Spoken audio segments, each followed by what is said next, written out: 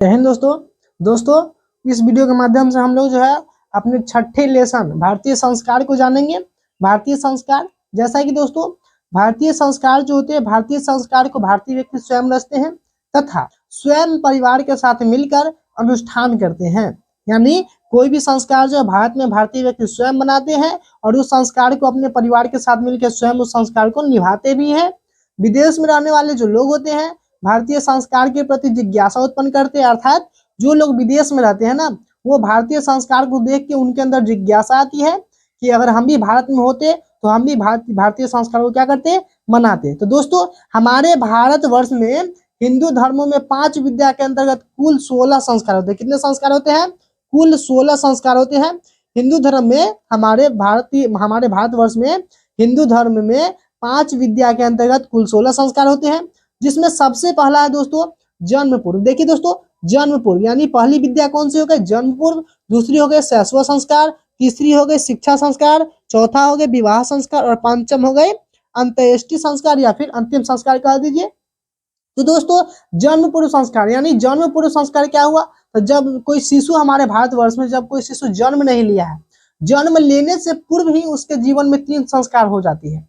तो जन्म लेने से पूर्व ही उसके जीवन में कितने संस्कार हो जाती है? 3 संस्कार, जिसमें सबसे पहला आता है दोस्तों गर्भाधानम। पहला संस्कार क्या है? गर्भाधानम। दूसरा है पुंसवन, तीसरा है सीमंतोनयन। तो देखिए दोस्तों गर्भाधानम संस्कार क्या होता है? शास्त्रों में मन चाहे संतान की प्राप्ति के लिए बताया जाता था कि आप गर्भाधान कीजिए ताकि आपको मन चाहे संतान प्राप्त हो, और जब मन चाहे संतान प्राप्त होगी तो किसकी वृद्धि होगी? तो वंश की वृद्धि होगी। दूसरा संस्कार होता है दोस्तों पुंसवन संस्कार, यानी बोले तो शिशु के बौद्धिक और मानसिक वृद्धि के लिए, शिशु के जो बौद्धिक और मानसिक वृद्धि होती है उसके लिए कौन से संस्कार मनाई जाती थी दोस्तों? पुंसवन संस्कार, जो कि प्राचीन समय में देखी जाती थी। ये संस्कार जो है वर्तमान समय में नहीं मनाई जाती है।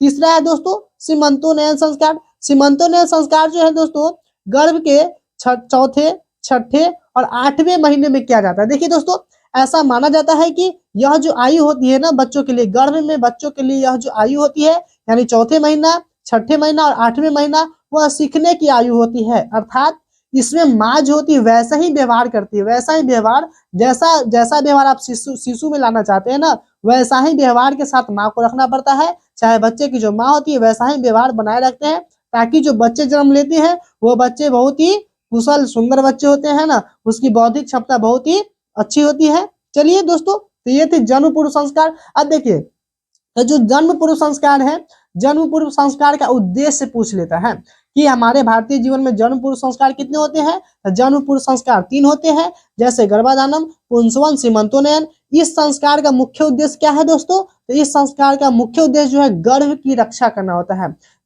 देखिएगा कि जो महिलाएं जो गर्भ धारण किए हुए रहती है बहुत सेवा किया जाता है। जितना सेवा जब मतलब उसके गर्भ में बच्चा नहीं रहता है तब उसकी ज्यादा सेवा नहीं किया जाता है, लेकिन जैसे ही वह गर्भ धारण करती है तो उसकी खूब देखभाल किया जाता है। तो ये आप भी देखते हुए दोस्तों। चलिए दूसरा संस्कार है दोस्तों शैशव संस्कार। शैशव संस्कार जो होते हैं 6 होते हैं। शैशव संस्कार कितने होते हैं? 6 होते हैं, जिसके अंतर्गत पहला संस्कार है दोस्तों जात कर्म। अब देखिए जब कोई शिशु जन्म ले लेता है, जब शिशु जन्म ले लेता है तो सबसे पहले बच्चों का जात कर्म यानी जात निर्धारित होती है। तो जात निर्धारण करने की जो कर्म होती है, संस्कार होती है, जात कर्म कहलाती है। अर्थात देखिए इस संस्कार में बच्चों को शहद और घी चटाया जाता है। थोड़ा बहुत ऐसा माना जाता था प्राचीन सभ्यता में कि बच्चों को शहद और घी चटा दिया जाए ताकि जो बच्चे हैं एकदम स्वस्थ रहेंगे और लंबे समय तक जीवित रहेंगे, ऐसा मानते थे लोग। साथ ही साथ वैदिक मंत्र का भी प्रयोग करते थे लोग। यह जो संस्कार मनाते थे ना, तो लोग जो होते थे वैदिक मंत्र को भी क्या करते थे? उच्चारण करते थे ताकि बच्चे स्वस्थ और दीर्घायु हो। दूसरा है दोस्तों नामकरण। पहला जात कर्म, दूसरा है नामकरण। दोस्तों देखिए नामकरण जब बच्चे का जन्म हो जाता है ना तो 11वें दिन, यह संस्कार जो है हमारे मतलब भारतीय समाज में प्राचीन सभ्यता में थी। जब बच्चे जन्म ले लेते हैं तो उसके 11वां दिन ब्राह्मण के द्वारा जो होता है ज्योतिष शास्त्र के अनुसार बच्चों का नाम रखा जाता है, यानी नामकरण की विधि होती है। जब बच्चे जन्म ले लेते हैं तो उनके 11वें दिन ब्राह्मण के द्वारा ज्योतिष शास्त्र के अनुसार बच्चों का नामकरण रखी जाती थी, जो कि संस्कार अभी वर्तमान समय में नहीं है। तीसरा संस्कार जो होता है दोस्तों निष्क्रमण। निष्क्रमण का अर्थ क्या होता है दोस्तों? यानी घर से बाहर निकलना। जो बच्चे जन्म लिया है उस बच्चे को घर से बाहर निकालना क्या कहलाता है? निष्क्रमण कहलाता है। देखिए हमारी मान्यता है कि यह जो पूरी सृष्टि बनी है वो पंच तत्व से मिलकर बनी है। पंच तत्व यानी बोले तो अग्नि, वायु, जल, भूमि और आकाश, ये पंच तत्व से मिलकर बनी है। अर्थात जब बच्चे क्या होते हैं, जब जन्म ले लेते हैं ना, तो बच्चे को तीसरे से चौथे महीना में, या फिर कभी कभी तो जब आजकल के तो फैशन हो गया है कि जन्म लेकर के और बच्चे को बाहरी बाहरी घुमाते रहता है, लेकिन यह पहले की मान्यता थी कि कम से कम बच्चे जब तक 3 माह के नहीं हो जाएंगे तब तक इन्हें घर से बाहर नहीं निकाला जाता था। तो जब बच्चे 3 माह के हो जाते थे प्राचीन समय में ना, तो बच्चों के माता या पिता के द्वारा बच्चों को बाहर निकालने के लिए एक अनुष्ठान की जाती थी, यानी पंच तत्व, हमारे 5 देवता, अग्नि देवता, वायु देवता, जल देवता, भूमि देवता और आकाश देवता जो होते थे ना, सभी को प्रसन्न किया जाता था, सभी की पूजा की जाती थी, ताकि जो हमारे बच्चा बने हैं ना, वो मिट्टी का आप ही का बना हुआ संतान है, इस संतान की आप रक्षा करेंगे, इसके लंबी उम्र करेंगे, इसीलिए यह संस्कार के अनुष्ठान की जाती थी।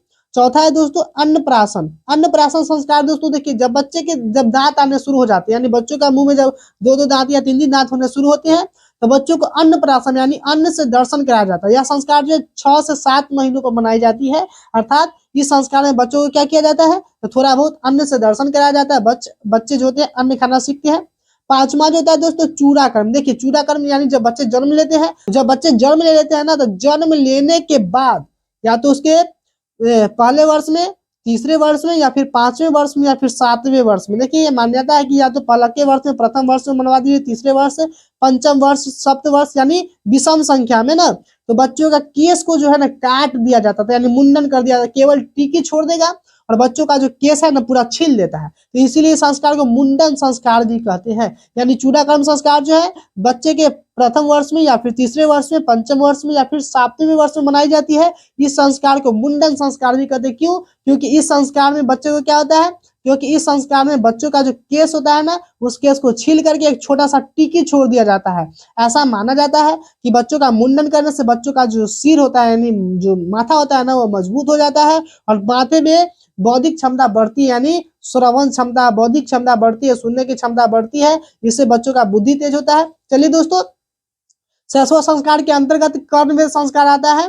कर्णवेद संस्कार बोले तो कान छेदने से ऐसा मान्यता है कि एक्यूपंक्चर होता है। एक्यूपंक्चर करने का मतलब कि जब बच्चों का कान छेदा जाता है ना, तो उसमें एक ऐसा नस होता है ना, वह नस में जब छेद होता है ना, तो उस नस का कनेक्शन जो होता है हमारे मस्तिष्क से होता है। अर्थात जैसे ही हम उस नस में छेद करते हैं ना, तो खून का जो प्रवाह है ना काफी तेजी हो जाता है, हमारे मस्तिष्क तक खून का प्रवाह जो है काफी तेजी हो जाता है, जिससे बच्चों की बुद्धि काफी तेजी से बढ़ता है। तो ऐसा संस्कार हमारे प्राचीन सभ्यता में मिलती थी। जो शिष्य हो चाहे शिष्या होते थे, दोनों का कान गुरुकुल पे छेदा जाता था, है ना। दोनों टकलियां होती थी, टकला, दोनों का टकला छील दिया जाता था, केवल टीकी धारण करता था, है ना। और वहां पर रह करके सभी बच्चे अपने गुरुकुल में शिक्षा अध्ययन करता था। तो दोस्तों ये थी शैशव संस्कार। शैशव संस्कार कितने होते हैं, नाम लिखे तो शैशव संस्कार 100 होते हैं, जैसे जातकर्म, नामकरण, निष्क्रमण, अन्नप्राशन, चूड़ाकर्म और कर्णवेदी। तो ये शैशव संस्कार थे दोस्तों। चलिए अब चलते हैं तीसरा विद्या जो है वो शैशव संस्कार, शैशव अवस्था पार कर जाते हैं तो बच्चों की प्राचीन सभ्यता थी कि उन्हें शिक्षित किया जाता था, और यह संस्कार आज भी है कि बच्चों को शिक्षा दिया जाता है। तो शिक्षित करने के लिए बच्चों को सबसे पहले अक्षर आरंभ यानी अक्षरों से आरंभ कराई जाती थी, अक्षरों के बारे में बच्चों को बताया जाता था।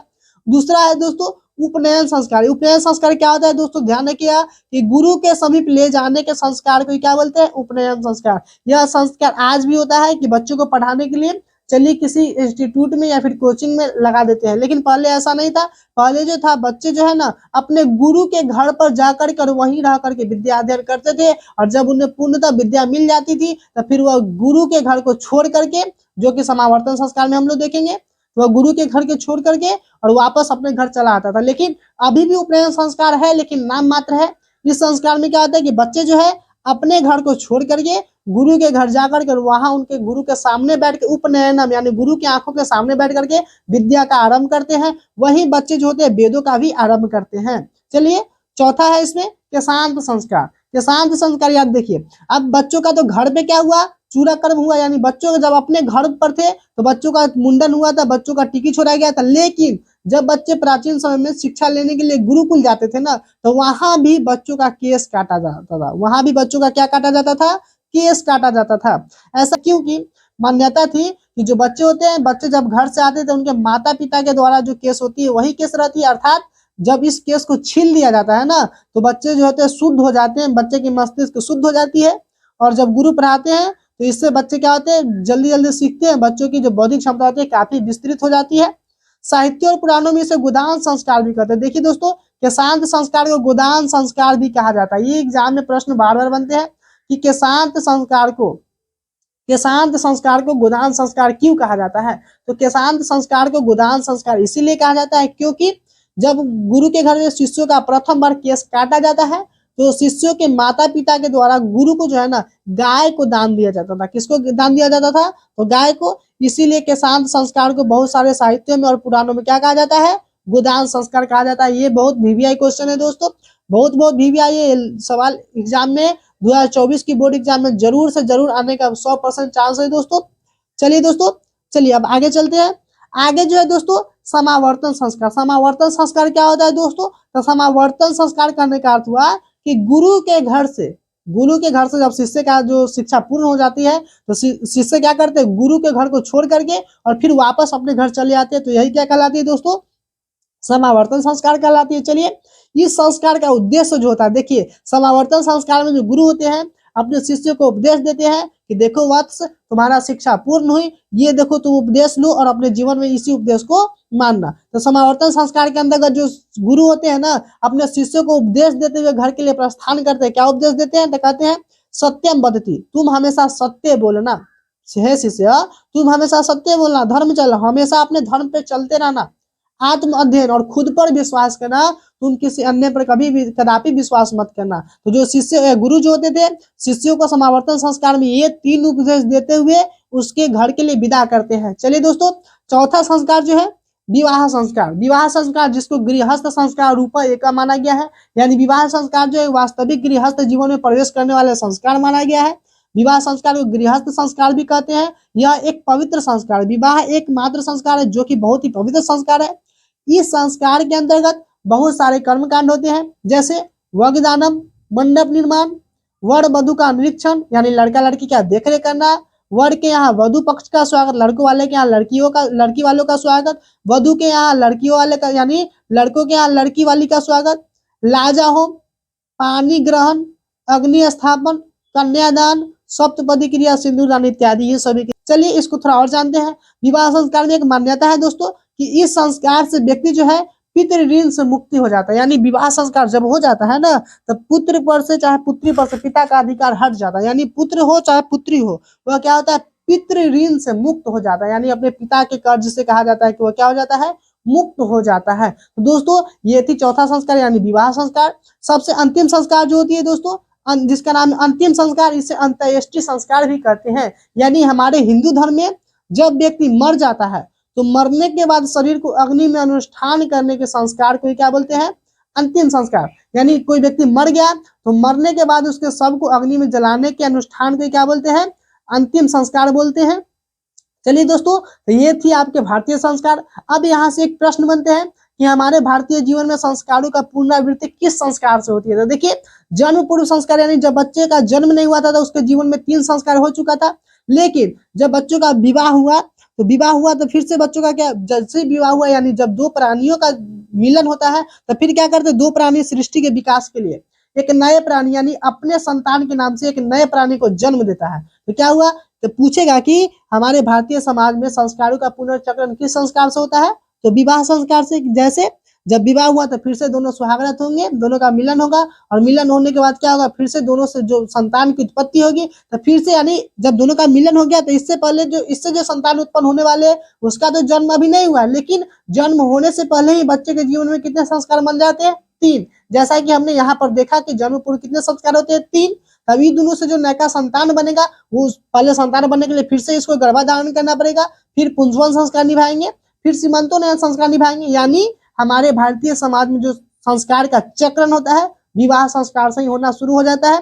फिर इसका जो जिसका विवाह हुआ वो आगे आगे बढ़ते बढ़ते बूढ़ा हो जाता है यानी अंतिम संस्कार की ओर चल जाता है। और फिर इससे जो बच्चे जन्म लेते हैं वो बच्चे फिर जन्म पूर्व संस्कार से संस्कार का धारण करते हुए संस्कार को निभाते हुए शैशव संस्कार, शिक्षा संस्कार और फिर वो भी विवाह कर लेते और वो भी एक दिन आगे जाते जाते मर जाते हैं। तो दोस्तों ये थी हमारे सनातन धर्म में मनाई जाने वाले प्रमुख 16 संस्कार। तो ये संस्कार जो है दोस्तों आपके बोर्ड एग्जाम में यहाँ से बहुत प्रश्न बनते हैं। हर साल लगभग 5 से 6 अंक के प्रश्न बनते हैं। तो दोस्तों यह वीडियो तुम्हें पूर्णतः समझ में आई होगी।